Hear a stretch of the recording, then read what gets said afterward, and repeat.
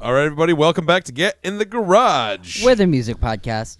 For music lovers, this week we're talking about two new music albums released April 28th, my birthday. The first is by Jack Harlow. It's called Jackman. It is his third studio album, produced by a number of producers, including Babe Truth, Rashad Thomas, Hollywood Cole, Boy Wonder, and more. It is 10 tracks long. It is 24 minutes, a breezy 24 minutes long.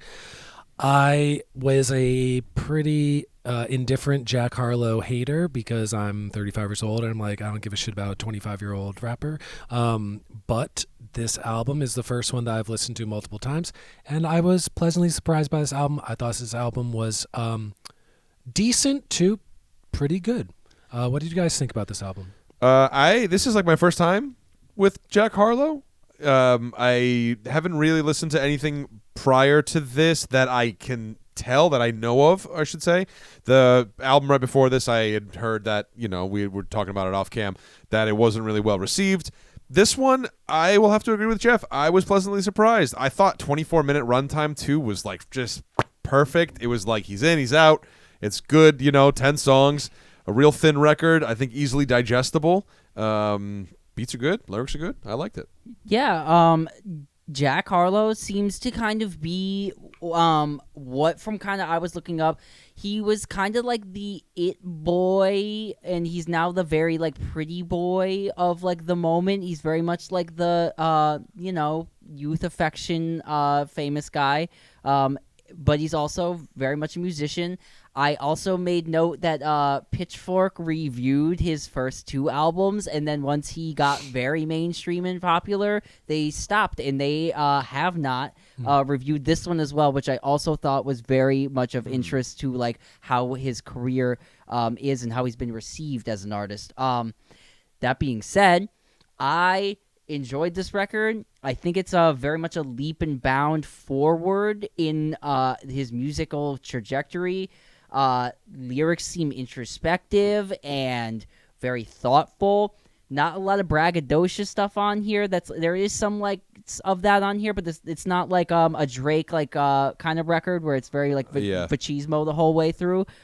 This is very much of like, this is who I am. These are the problems I'm going through. This is what I'm struggling with. This is what I'm succeeding with. And I think it's like a take back looking at his career, and a very great, I think, highlight and an interesting album at 24 minutes, because I think it kind of gives like a concept of his life in a short snippet and kind of send out in the world. Really was a fan of the whole vision of this record. I think it was very well done. 24-minute album. Kind of crazy. But becoming more and more the norm, because when we think about albums when we were growing up, albums were, especially hip-hop albums, an hour plus. Oh, yeah. And you find that a lot today, too. There's a lot of artists who do release like 22-track albums.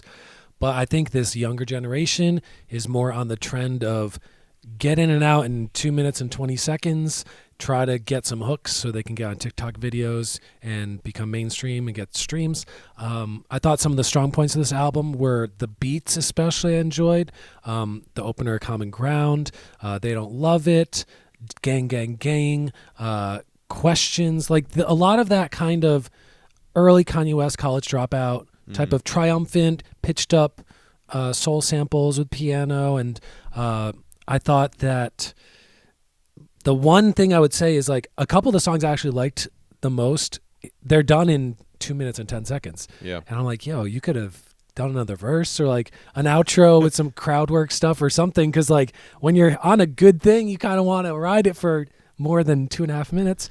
There's only one song on this whole album that's over 3 minutes long.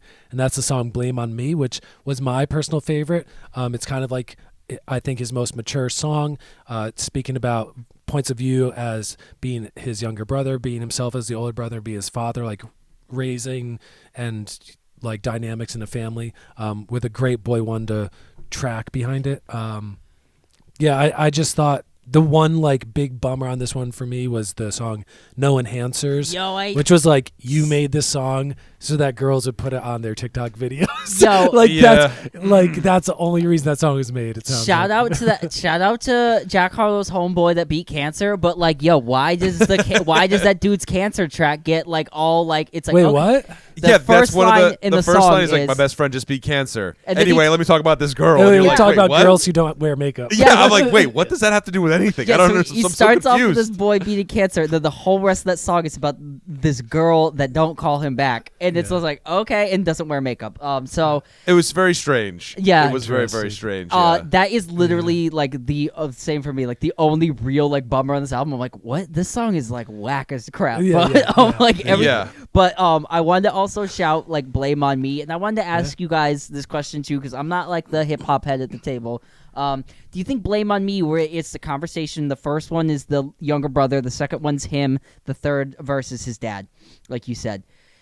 Is that Mr. Morale influence? Do you think this? Because for me, listening to this album, I was like, oh, is this album like really Kendrick influenced? Because it's a lot of that like personal. It's a lot of family struggle on here. I think I can't remember who it is. One of the producers did work with Kendrick. I can't remember. Boy Wonder. Right? He works with Drake and Kendrick. Yeah. But do you think that because he's like a younger guy? Did you think it was like maybe like a look up to that and like a facing forward, being like, oh, I see where this is going? Well, he tips the hat all over the record. I mean, there's I forget which song it is, but he says the Nas's, the Missy Elliott's, he does that kind of thing. There's sort of what it seems can't be. Yeah. There's a sort of what seems to be a tip of the hat to Eminem reference, and they don't love it. The second track on the record, but yeah, I mean, perhaps I would say yes because. Kendrick Lamar is kind of maybe like the oldest and most meaningful in this generation of hip-hop artists. Like this wave over the last decade, he is like the guy from this 10 years. So I think the introspection, I think it being 2023 also just lends hip-hop music to be more introspective and more socially conscious and less like flagrantly misogynistic and kind of flippant because things get clipped out and then you're canceled and all that stuff. So like you have the song Gang Gang Gang, which is yes, thank you. A dark song, dark subject matter about having friends who are accused of sexual misconduct, of molestation, et cetera, et cetera. And to me, that song was like, what if Eminem was alive today and instead of making music that was like very like pouring the gasoline on the dark shit, instead was like, I'm acknowledging this stuff that needs to change. Like an enlightened point of view. And I think flow-wise and style-wise and subject matter-wise, it was very Eminem indebted, in my opinion. I think stylistically he is so... I hear a lot of J. Cole in what he does, a lot of his flow, a lot of his rhyming, a lot of the lyrical content is very J. Cole to me. I think the way the beats and what he's talking about married together reminds me a lot of like the Blueprint era Jay-Z. I think he references being white in a handful of tracks. I don't really know his background other than he's from Louisville, Kentucky, but like that Southern kind of like middle of nowhere point of view, like I don't know. That's why the J. Cole thing, who I believe is from North Carolina, like kind of rural kind of point of view. But I don't know. Yeah, I think the Kendrick thing is like Kendrick is a huge figure in modern hip hop. Yeah. So I think that's what that influence and I think that like direction of this record is what really because it's really quite a serious record for the 24-minute. There's not like a lot of like let's get down and party. There's like really no party anthems on here. Yeah. Like Common Ground is. The opening track is describing rural white kids kind of like taking black and culture and like other cultures that aren't white and mixing them together and how it like is awkward and doesn't really work all the time and I think he's really tackling hard subjects and I think he's tackling the things that people are saying in their closed rooms about him, in their own homes about him, and I think he's really bringing it to the surface and challenging all of them, and I think it's making him a stronger artist. Even, like you said, on They Don't Love It, the Eminem reference, and then Gang Gang, Blame It On Me. and then even it can't be a whole song, which is a whole retort of like everything that like can be thrown at him as like an artist, and like you're not effectually this or that or this or that. And he, and that's probably like one of the most upbeat songs on the whole, kind of record. That's so, the most braggy song of. absolutely. Maybe Yeah, it's like the humble bragging thing. Yeah. I saw in some people's reviews of this record that he may be guilty of a little bit of humble bragging, which I did get on there. But there seems to be a lot of the things that I liked on this record was a good sense of storytelling. The song "Ambitious," it's cool because he tells you himself from 14 to 19 to 24. There's a cool line, like. From 14, peach fuzz is coming in, to 19, mustache coming in. I really want a beard though, and he kind of charts out sort of his career and his trajectory. So the storytelling, I really do enjoy that. Even with Gang Gang Gang, it's an interesting. It's a story, right? Like he's basically being like, oh, so and so Marcus. Wait, our Marcus? Wait, what? So he's kind of telling you this. This story, and even songs like Denver, where it's like the first verse he's talking about, oh, I wrote that first verse in September, and that first verse is he's sort of like looking inward and sort of feeling insecure, and then the second verse that he writes in January, it's sort of like outwardly, like where he's like, well, they're treating me like this, or they're looking at me like this, After or he's what do famous, they say? right. So I think that's interesting, and it shows that he is a good writer, and I think as far as what his future looks like, I think that if he stays on this kind of wavelength where he's like embracing that sort of introspective viewpoint and looking into the storytelling idea of things, I think he'll be really successful, man. I am up for this, and also there's a reference on this album too where he says like, people think I'm just like in it for the acting game now, and he's like, nope, I'm really in for this. So even though he's got like all these acting gigs and big high profile things going on, it seems like he's really interested and wants to remind people, especially with this like surprise album release, that he's still a very serious musician, and that's his number one priority. Yeah, his previous album had a long, huge rollout, and then it like tanked. So I think he's like, let me just make a record and just put it out a week later, so that it's not this whole like, ta-da! Alex, fail. do you have any opinions about this record, since you are the only early 20-year-old in the room? Yeah, I've listened to Jack Harlow a bit. It's like really popular in my age group for sure. Good point. And I really enjoyed his storytelling, like Mikey said. Gang Gang Gang really like took me by surprise listening to some of the storytelling on that. And then my favorite song was definitely the album opener, Common Ground. Mm-hmm. And overall, I think it was a much better change of pace for him, because it was more just like Drake trappier beats prior, and it didn't really catch my interest. Mm-hmm. This caught my interest because I am into a little bit more of the old school hip hop, old school R&B, old school rap. Yeah. So it just felt more of my wavelength for sure. It had a lot more organic type of things, a lot more soul Definitely. type of things, a lot less like I'm trying to blow up and get views and TikTok. streams. Yeah.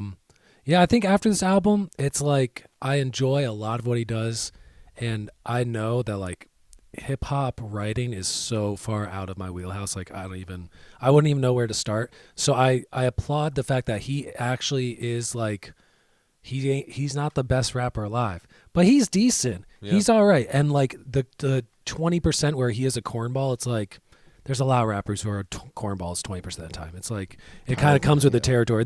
There's like six guys ever who don't fall into cornball tendencies. Right. So like I thought it was good to hear. I will listen to his stuff that comes out after this, because this was decent to like pretty good. Yeah.